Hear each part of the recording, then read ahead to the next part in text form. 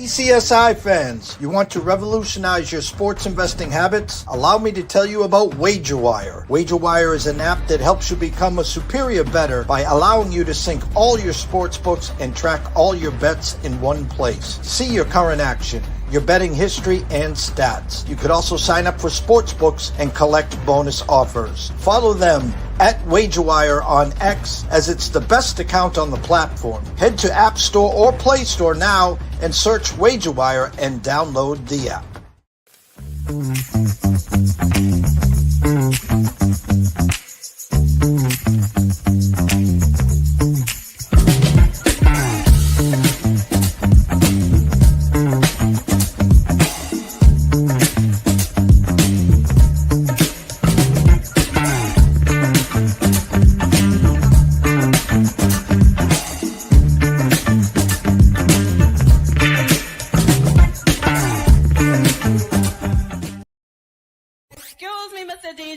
Check this out, we got a great show coming your way.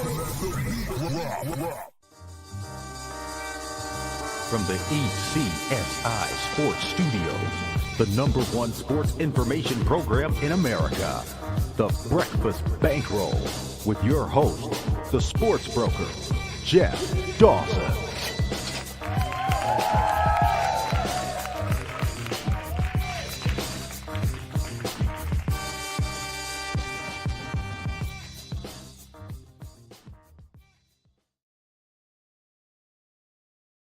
Good morning, sports fans from all around the globe. I am the co-host, Jeff Dawson, East Coast Sports Investors, and it's that time of the week for the Breakfast Bankroll. Good friend and colleague, Mr. Scotty Webb. We're changing it up. We're throwing some curveballs, some little eat-fish pitches.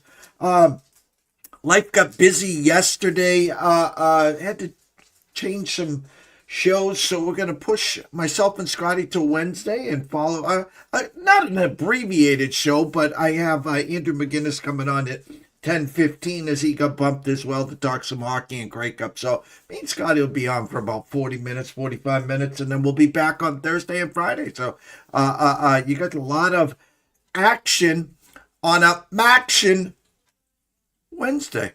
So let's buckle up and stay tuned there. First and foremost, a shout out to our proud sponsors and partnerships. It's WagerWire. Head on over to Google Play, download the app. It is free. Travis, Zach, Guy, myself, Amber, Hawley, Carol, Bucks, Matthew, Allen. The list is endless. I had a great time working with Travis, Matthew, and Allen yesterday for a couple hours to whip around episode number 4. I think it's debuting on Friday. So love those guys. Blessed to be a part of them, and look forward to 2026 and more. And of course, LandisSteaksandSeafood.com. Steaks, seafood, chops, appetizers, wines.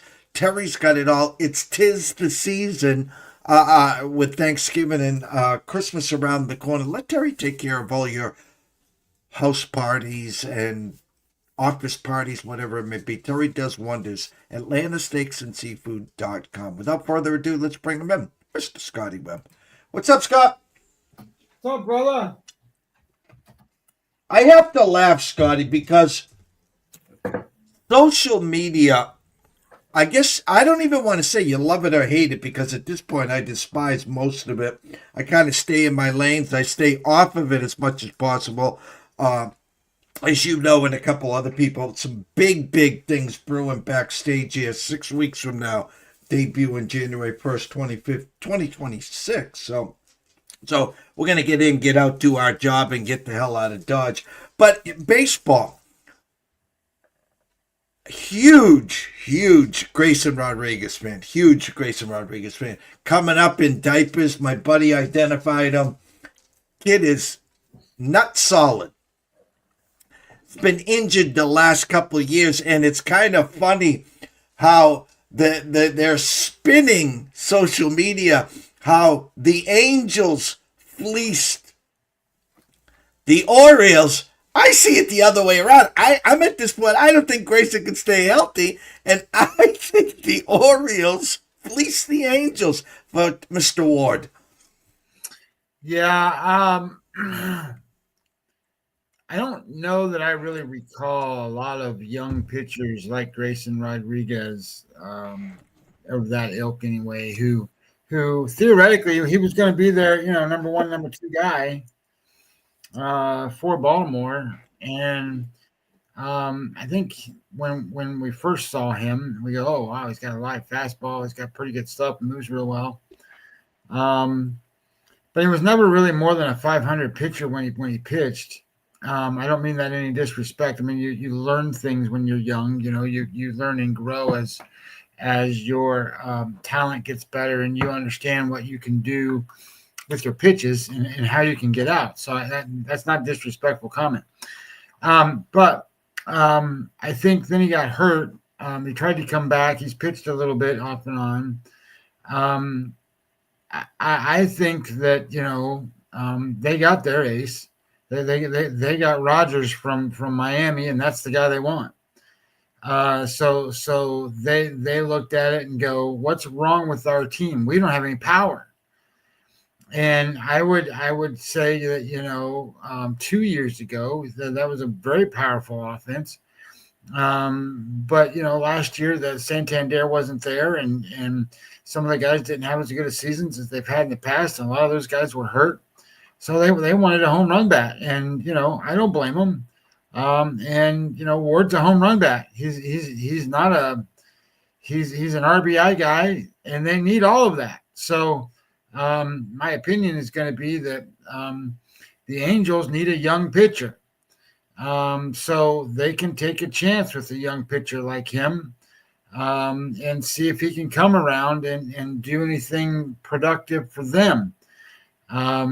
I don't recall that they're a team that really develops pitching because, I don't think they do. They don't develop their staff. So we'll see how that works out for him, and how it works out for the Angels. But my interpretation of the trade is probably decent for both sides. And there's no way that Grayson Rodriguez is anything. I don't want to say the word. He's not as valuable as what everybody's making him out to be. Let's put it that way.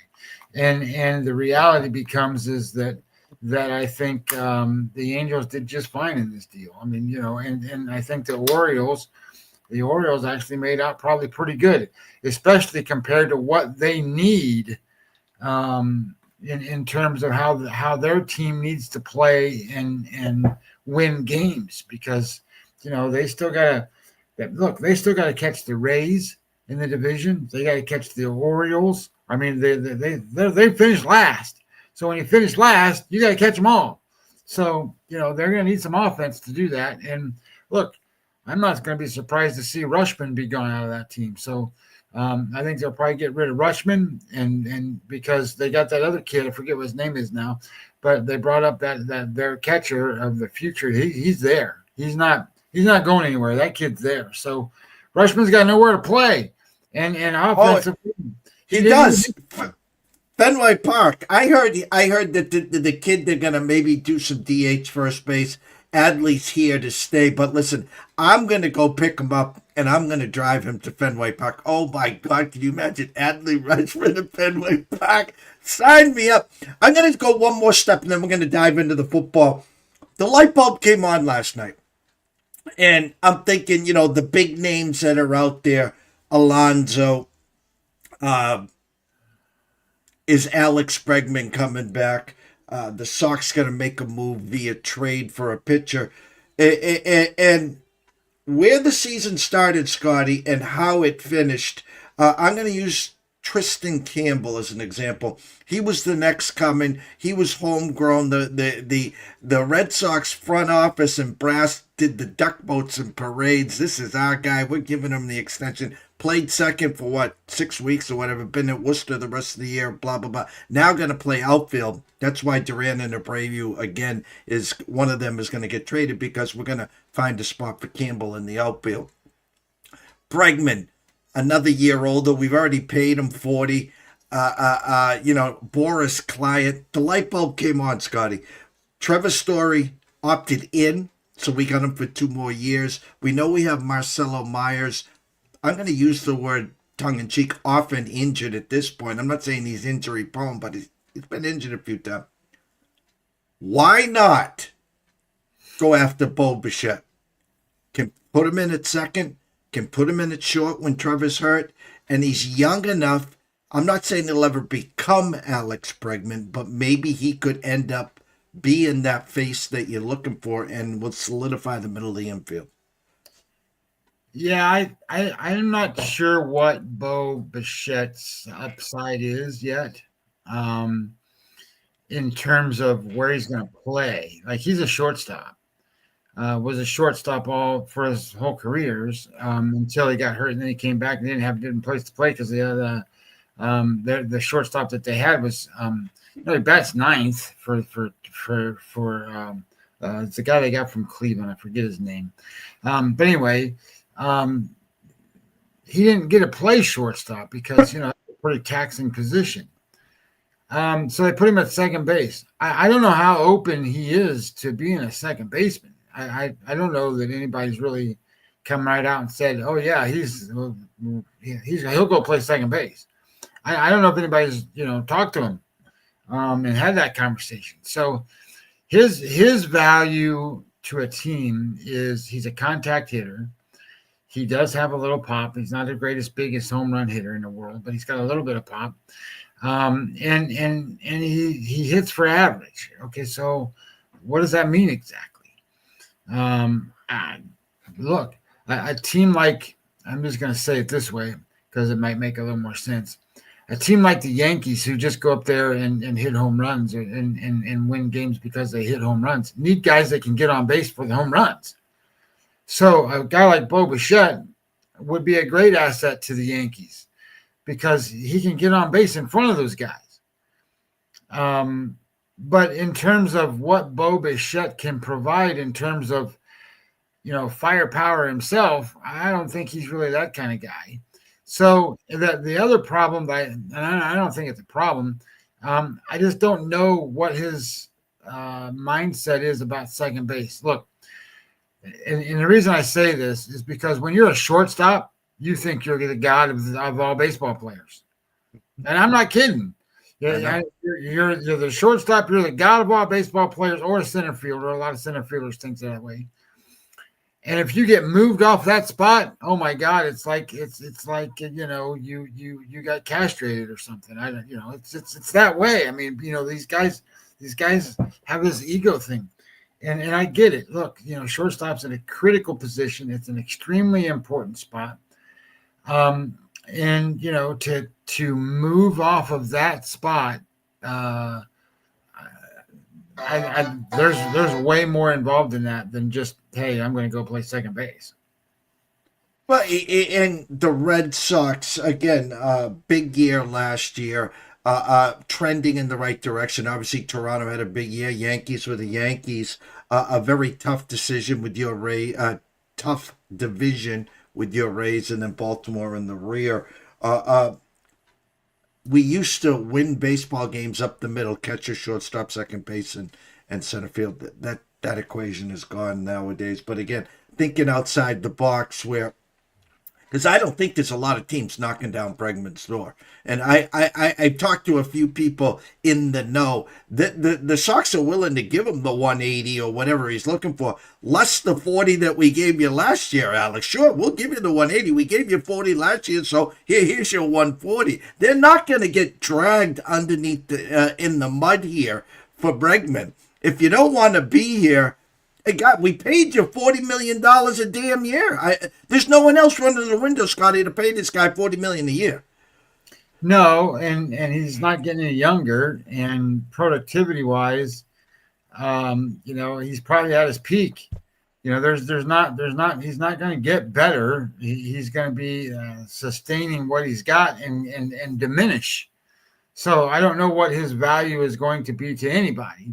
But they're baseball players, and it's not even so much the baseball player, to be honest. It's the guys that run them in terms of their agent.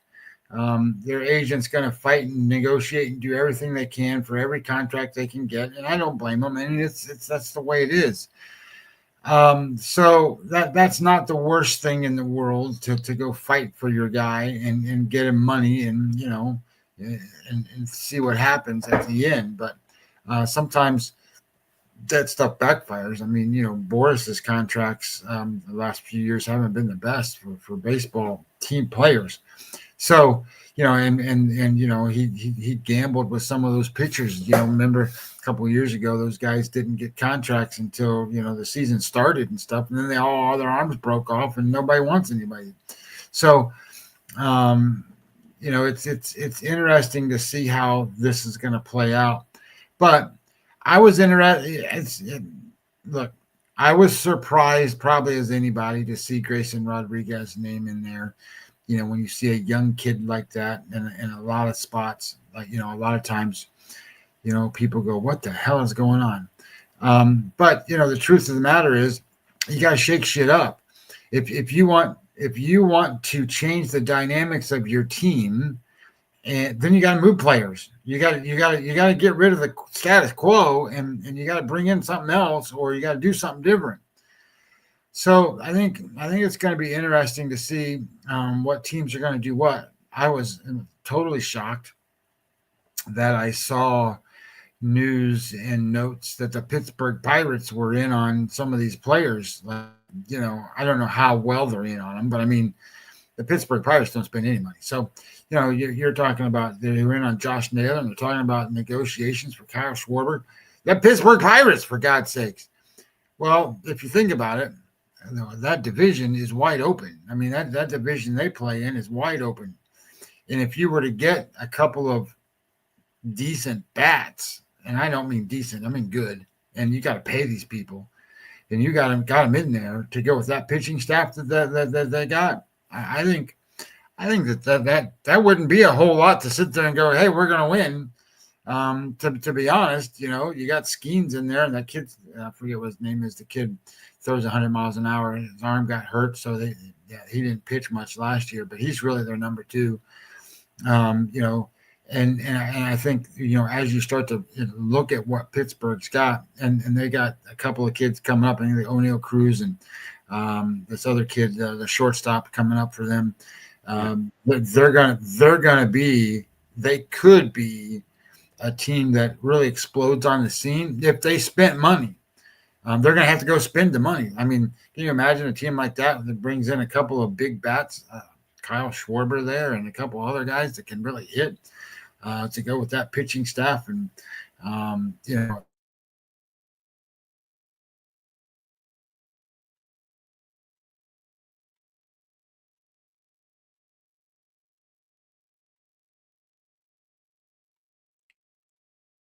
You froze up, Scotty. See if you have to. there we go. There we go. So I just think that division's very winnable. The teams in that division have not done anything. The Cincinnati Reds have already said they're not going to go spend any much more money than they already have. So that's disappointing, because the reality is they got the pitching staff to be able to do it too. They just don't have any offense. They have a superstar in Ellie De La Cruz, and they can't surround him with other players. It's just horrible. And then you got the Cubs, who could go spend the money to go do what they need to do. And then what do?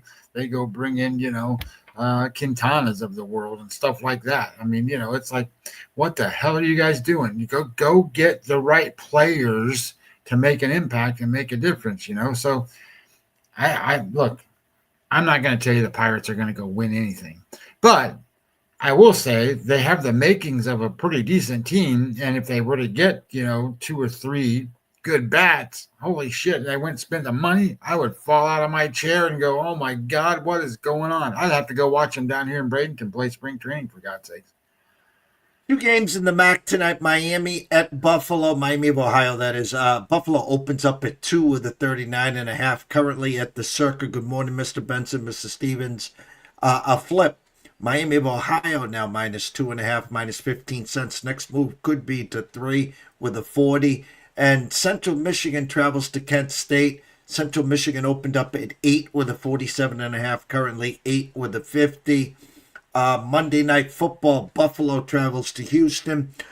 C.J. Stroud announced out again for the third straight week. Buffalo opened 2.5 with a 43, now 6 with a 43.5.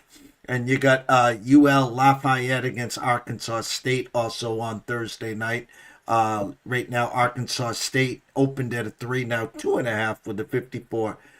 Any of those jump out that you want to break down, or is there a certain game today? Because we'll be back tomorrow with in-pocket plays, and Friday. Is there a game on the board you'd like to break down today?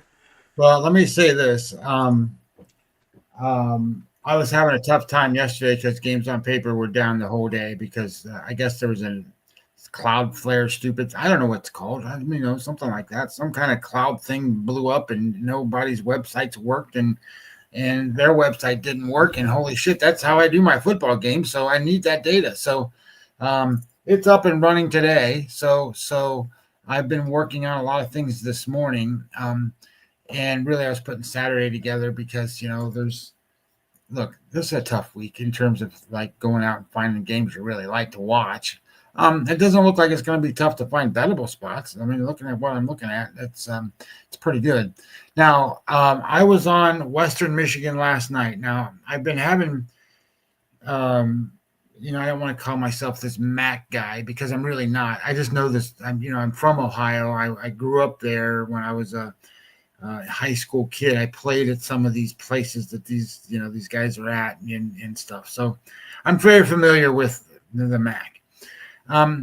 That said, though, some of these games are important, some of them aren't. And what I'm going to try to teach people is if you're going to bet the MAC, only bet games that matter. Don't bet games that don't, because if they don't matter in terms of standings and winning and getting to the point where you get playoff implications or bowl game implications, anything can happen in the MAC. That's why they call it MACtion and craziness and and all the other stuff. It's because so be careful what you bet on. So that said, when I look at the board today, the only game that matters, and I know Miami and Buffalo are up there in the standings and stuff, but the only game that matters is Central Michigan's game. Central Michigan owns tiebreakers. So how do I say this right? So if you look at, I'll just pull it up. I have it right here. College football standings. Let's refresh it because of last night's game. MAC. So Western Michigan is 6-1 in the MAC. Ohio won last night, so they're 5-2. Central Michigan's 4-2. Toledo's 4-2, Buffalo's 4-2, Miami's 4-2. Western Michigan has essentially, with the win last night, assured themselves a spot to play for the MAC championship. That's why I bet that game. I knew it was important to them, and of course they get behind 13-0, and I'm kicking myself, going, "What the hell is going on with this team?" But that's what happened with Northern Illinois in a lot of their games. In a lot of their games, I don't know if they have scripted plays or whatever it is, that they get off to a decent start, and then all of a sudden they can't do anything. But it was a blowout by the end of the game. And then, so Ohio wins. But what I want to tell everybody is tiebreaker wise, and there's a lot, and I already did this through AI and all this stuff. So tiebreaker wise, Central Michigan owns them all. So if Central Michigan wins this game tonight, they're in the driver's seat to be the second team. So this is an important game for them, and they're playing Kent State, for God's sakes. Kent State's terrible. So I'm not saying Central Michigan's a great team. Don't get me wrong. And the other problem that I have with this game is it's up to 9.5. It was like, I think 7.5 or something like that. So then it dropped. I think it came back down to 8, maybe 8.5, something like that.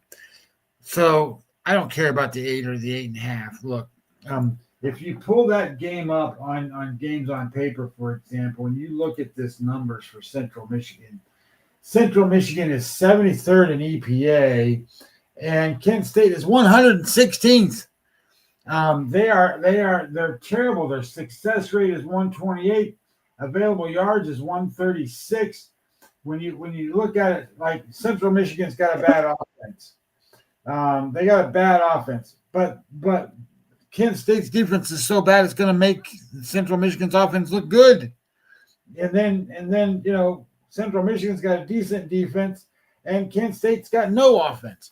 So I think this is a game that turns out to a, oh my God, I got to watch this crap kind of stuff, and then it turns into over the course of the game, little things add up. This adds up, that adds up.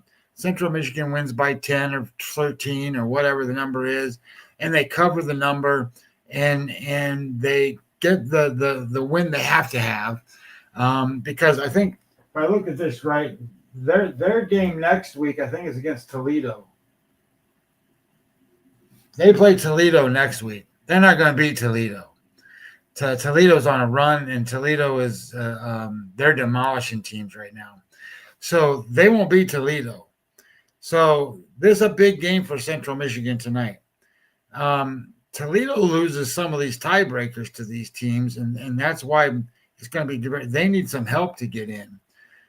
So this Miami game that we're looking at is the other possibility for tonight, and I know that there was a flip in the line. I think Buffalo opened as the favorite. Now Miami's the favorite. The one thing that always drives me crazy about these MAC teams is most of them don't play offense. And here you go again. You got two teams here where the offense for Miami is ranked 85th, and the Buffalo offense is 121st. But just think about it this way: the defense for Buffalo is 61. The defense for Miami is 54. But I think you're in a spot here where how do you go and say Miami should be the favorite in a spot where these teams are about even? Looking at my spreadsheet, but my spreadsheet says my spreadsheet says that Miami is minus 1.2 yards per point margin. Buffalo's minus 0.7. Miami is slightly worse in that situation, which means they're slightly less efficient. They have a little bit better, shouldn't say little, they got a bigger turnover margin edge. And Buffalo's quarterback's not even rated in the QBR, so they got all kinds of different quarterbacks playing.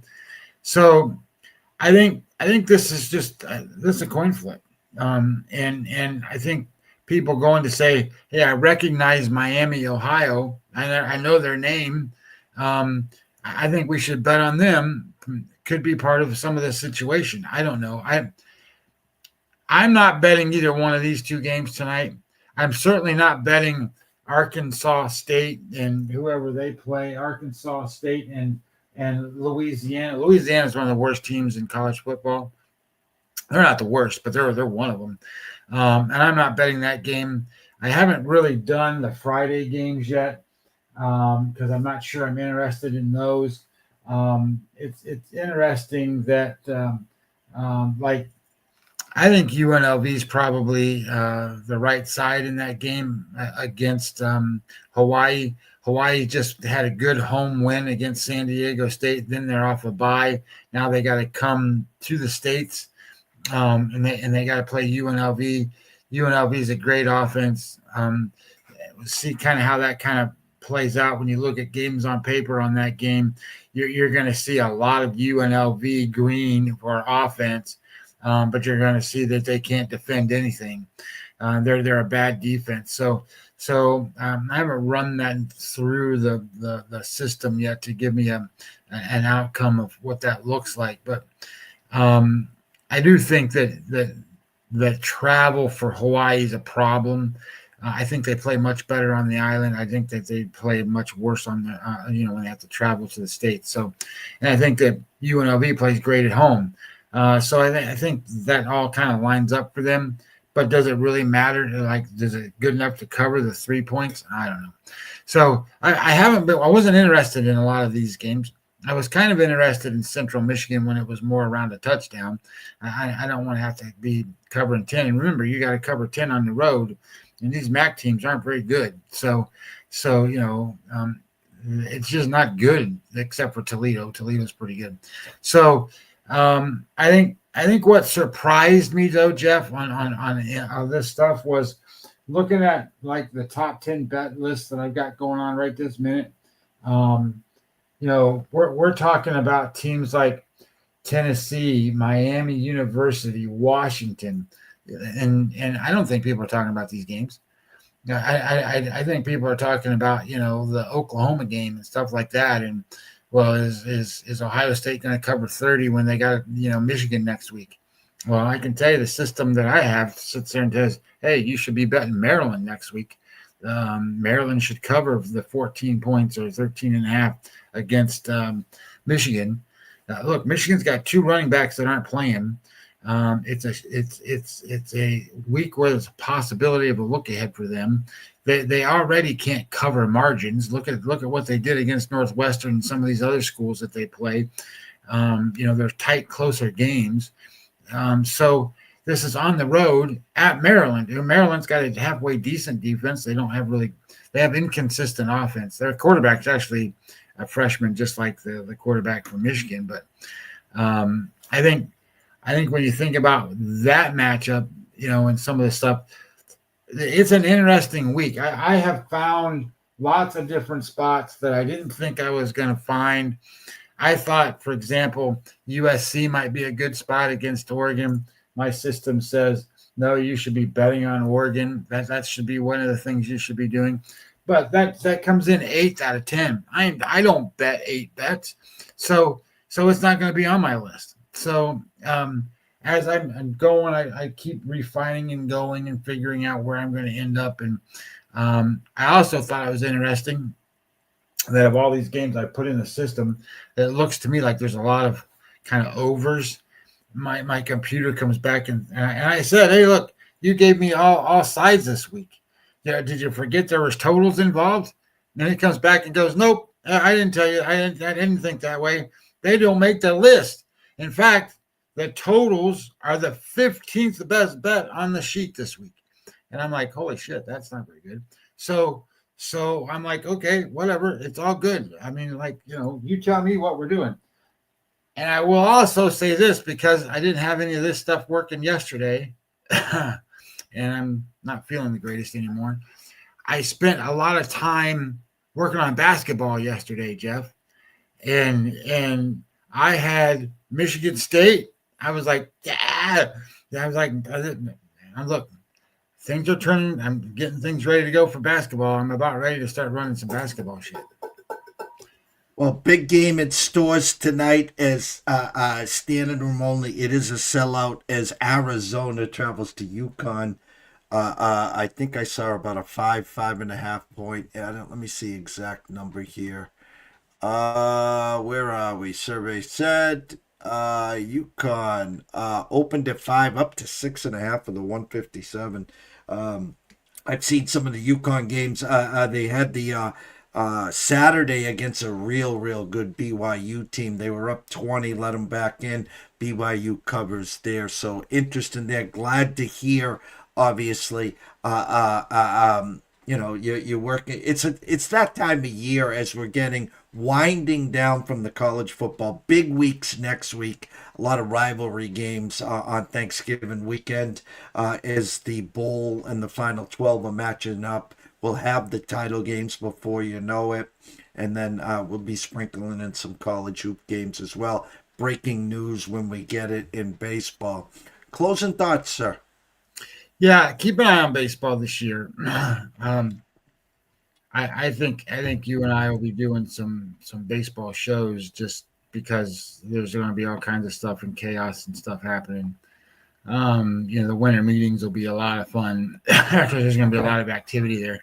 There's just so many players available.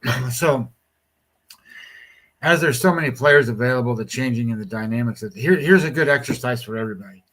This is what I would tell everybody to do right now is go on Fangraphs and go look at the projections to what the winning, how many games you're going to win. It's there. It's going to say that it was last year's numbers, but it's not. They're this year's numbers.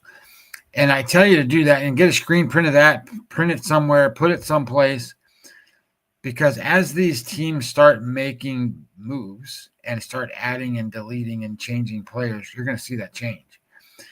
And as that changes, you can then start to learn a little bit about what the value of those guys and the moves are to actually winning, instead of just going, oh, look, my lineup's a lot better now, or this, that, or the other thing, right? Because, you do stuff to win games, and you do stuff to make your team better than your opponent's teams and win divisions and win titles and stuff. So I would advise that's one of the greatest exercises that you can do. And there's going to be a ton of baseball players moved. And what you thought you knew as a baseball conference or the league was looking like for these teams, look, just be open-minded, because we just talked about the Pittsburgh Pirates, for God's sakes. And if they go do the stuff they're talking about doing, they're going to be right in the mix. So, if I would have never have said that, but if they're going to go spend the money and they're going to do the stuff, how many other teams are going to do that? How many other teams are not? And you've been talking about, the labor problem that you're going to have, not this year, but the following year. And I don't think teams are going to give a shit about that. They're just going to go for it this year. So if they're going to go for it this year and not care about that, then hey, they're all in. And I'm, just looking at what the Baltimore Orioles just did. That I don't want to say it's gutsy, but that's the possibility of, going and saying, hey, fan base, I know you like Grayson Rodriguez, but this is what we need, and we're going to go get what we need. And the cost of getting what we need is Grayson Rodriguez, but he's used goods. So if somebody finds a retread to put on him and make him good, then hey, it's all well. So I think baseball is going to be that way. I'm not sure what's going to, you know what I think the other funny thing about baseball is that looking at the people that signed the qualifying offers, there were 4 guys that signed the qualifying offers, and of the history of the qualifying offers, I think through the whole history of I don't remember how far back it goes. It might be like 15 years. It's not that long. I think there's been like 170 guys that have qualifying offers or whatever, and not including these 4 guys. But I think there was like, I don't know, 8 of those 150 guys signed qualifying offers. And then this year, 4 of them did. I think, and now the Yankees are out there going, God damn, Trent Grisham signed this qualifying offer. I don't know what we're going to do with our outfielders now, because we were going to bring Spencer Jones in, and now we can't bring Spencer Jones in because now we got this guy that's got to play because he's getting $22 million. I'm like, some of these guys, it's a nightmare for some of this stuff. So that was an interesting thing too. I thought was nuts. And you saw I don't know how much people are following baseball, but there was a lot of roster moves yesterday, a ton. And the reason for that is the Rule 5 draft is like in the next day or two. I don't remember what day it is. So they're they're putting guys from their minor league systems on the 40-man rosters to protect them from getting Rule 5 drafted.